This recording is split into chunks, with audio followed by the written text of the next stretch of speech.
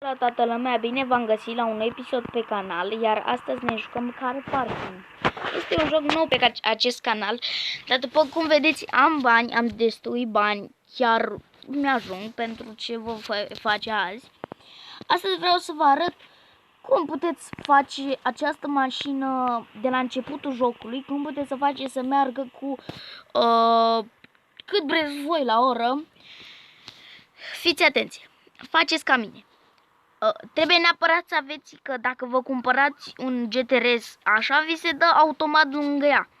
Intrați pe GTR la Car Upgrade, la Tuning și dați la V10, stați puțin să văd cum era, pe V10 6.0, dar nu dați nimic, ieșiți, intrați în mașina aceasta, dați la Tuning, dați Buy.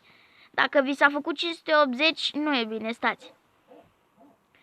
Stați o țără, doamne, o țără. Stați puțin că n-am făcut ceva bine, da. Dăm noi aici reset, facem 175 din nou.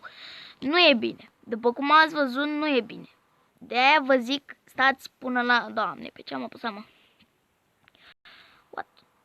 Așa. Intrați la Car Upgrade, la GTR, cum v-am arătat.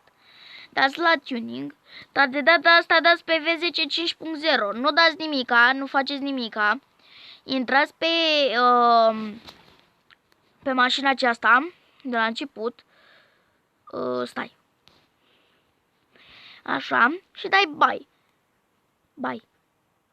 Așa, o să aveți 500 HP. Acum voi puteți să vă faceți orice la exterior. Doar să nu mai faceți nimic la tuning, la gearbox, la suspension și la cog. Fiți atenți. O punem și de poliție să fie ok și vă arăt eu când stai să nu intrăm aici, să intrăm aici și revin eu când intru pe hartă. Ok, oameni buni, gata, am intrat și eu pe hartă. Acum o să vă învăț cum se face. Stați să ved dacă... deci nu merge așa. Țineți frâna de mână și accelerați la maxim. Stați. Și îi dați drumul la frână de mână. Și fuge. Foai de capul, uitați-vă cât am la oră. Ok, stați, o să revin până îi pun o pauză, că mi-a 3 ani până îi pun pauză la mașina asta, dar gata, s-a oprit. Așa, ok, s-a oprit.